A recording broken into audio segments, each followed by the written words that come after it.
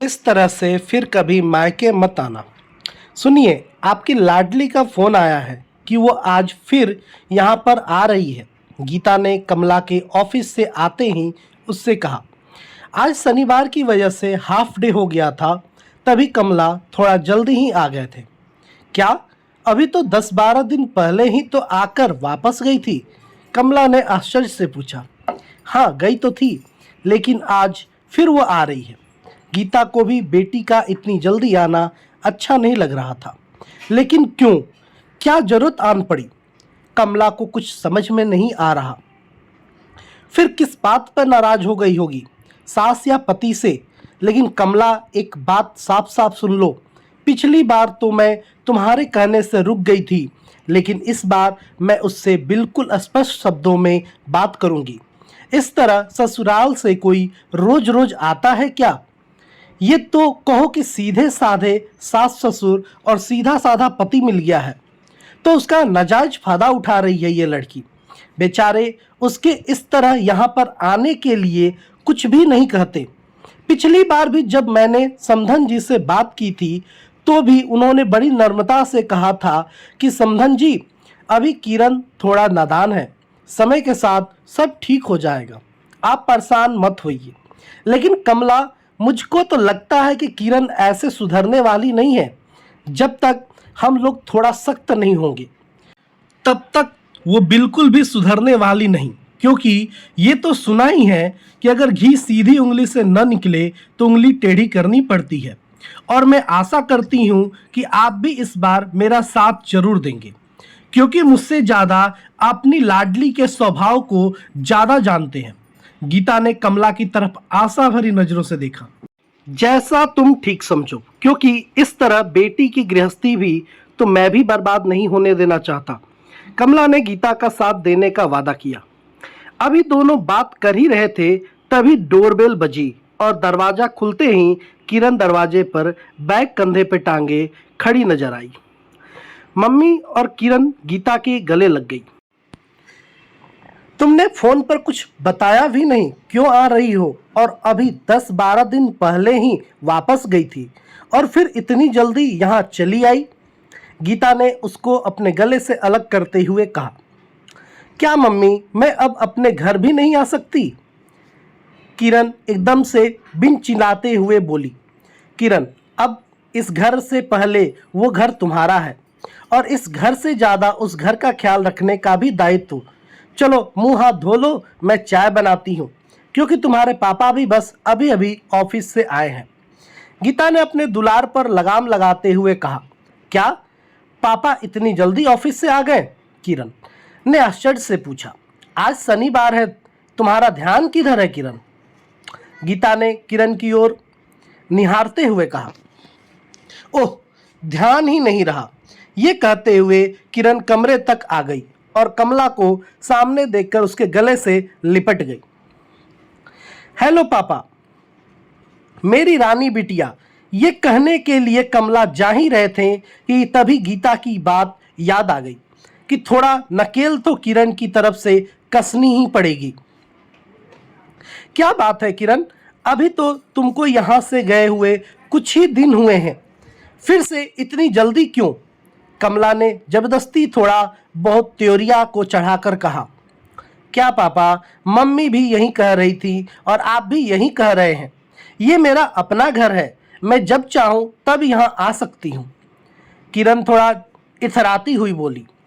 किरण, ये घर तुम्हारा था, लेकिन अब नहीं। अब तुम्हारी ससुराल ही तुम्हारी असली घर है। ये बात गांठ बांध लो। और तुम्हारा रोज रोज इस तरह यहाँ आना मुझको बिल्कुल भी पसंद नहीं। गीता हाथ में चाय की ट्रे लेकर अंदर आ गई। साफ साफ बताओ कि क्या बात है? कुछ नहीं मम्मी, किरण ने आंखें चुराते हुए कहा।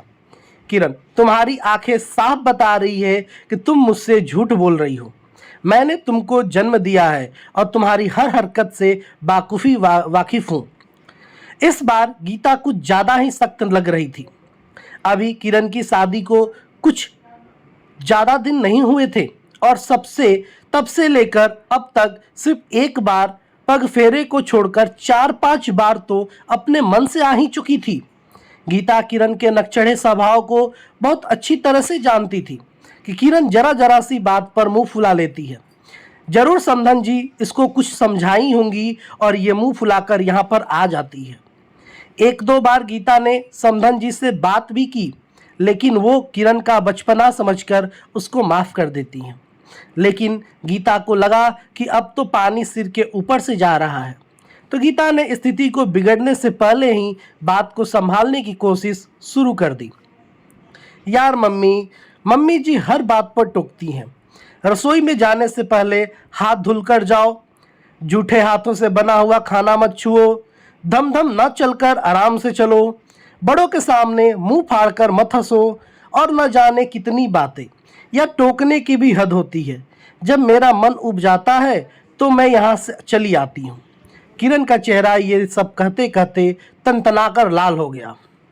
किरण बेटा, जिस तरह डिब्बे में कोई सामान भरो तो सामान ज़्यादा होने के कारण आसानी से नहीं भर पाता, तो फिर अगर उस डिब्बे को हिला डुलाकर भरो तो आसानी से भर जाता है। उसी प्रकार किसी भी परिवार में व्यवस्थित होने के लिए थोड़ा बहुत तो हिलना डुलना पड़ेगा ही, और उसका परिणाम अच्छा निकलता है। तुम जिन बातों को टोकना कह रही हो, हमारी भाषा में उसको सिखाना भी कहते हैं, और फिर वो अगर कुछ सिखाती भी हैं तो तुम्हारी ही भलाई के लिए ही तो ना, कि अगर घर में कोई मेहमान आ जाए तो वो तुमको न टोके। ये तो कहो समधन जी अच्छी हैं कि हमारी परवरिश पे उंगली नहीं उठाती, वरना तो लोग बात बात पे सीधे माँ बाप की परवरिश पे ही उंगली उठा देते हैं। आज के बाद अगर यहाँ आना तो दामाद जी के साथ ही आना, इस तरह से फिर कभी यहाँ मत आना। गीता ने बिल्कुल साफ शब्दों में कह दिया।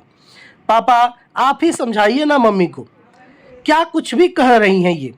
किरण ने आशा भरी नज़रों से कमला की तरफ देखा। किरण बिल्कुल ठीक कह रही है मम्मी तुम्हारी, तुम हमारे लाड प्यार का गलत इस्तेमाल कर रही हो, और इस मामले में मैं तुम्हारी कोई भी मदद करने वाला नहीं हूँ। कमला ने भी बिल्कुल साफ अपने हाथ झाड़ दिए। अभी वो लोग बात कर ही रहे थे कि दामाद का भी फ़ोन आ गया। हेलो मम्मी जी, क्या किरण कायदे से वहाँ पहुँच गई? सत्यम ने शालीनता से पूछा। हाँ पहुँच गई, गीता ने सत्यम से कहा। लेकिन दामाद जी आप नहीं आए? हाँ मम्मी जी आएंगे, जरा किरण को फ़ोन दे दीजिए। किरण हम लोगों का फ़ोन नहीं उठा रही। सत्यम ने विनम्रतापूर्वक कहा। हाँ बेटा देती हूँ, और गीता ने फ़ोन किरण को पकड़ा दिया।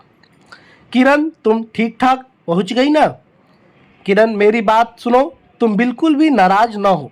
मम्मी कह रही थी कि तुम किसी बात पर गुस्सा हो कर अपना बैग लेकर चली गई। तुम मेरा और मम्मी दोनों का ही फ़ोन भी नहीं उठा रही हो। मम्मी को तुम्हारी बहुत चिंता हो रही है।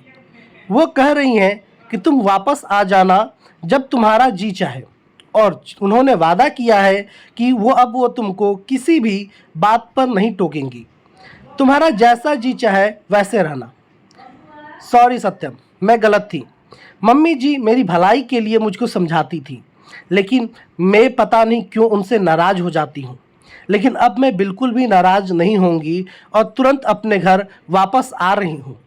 किरण के शब्दों में साफ अफसोस झलक रहा था। देखा किरण, वहाँ सब लोग कितने अच्छे हैं। बहुत मुश्किल होता है ऐसे समय में ऐसा परिवार मिलना। गीता ने बहुत देर बाद किरण के सिर पर हाथ फिराते हुए कहा।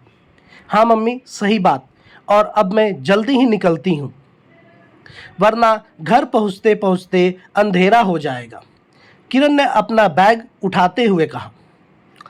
चलो बेटा मैं तुमको चौराहे तक छोड़ आता हूँ। कमला ने उठने का उपक्रम किया। नहीं पापा, मैं अकेले ही चली जाऊंगी, क्योंकि सही मायने में आज आपकी बिटिया सचमुच बड़ी हो गई है। किरण गीता और कमला के गले लगकर बोली, अपने परिवार में खूब खुश रहो मेरी बिटिया रानी। दोनों ने ही उसके सिर पर हाथ रख दिया, और किरण एक नए सपने को लेकर ससुराल की ओर चल पड़ी। गीता और कमला उसको जाता हुआ देखकर सचमुच बहुत खुश थे। आपको ये कहानी कैसी लगी कमेंट करके बताएं। धन्यवाद।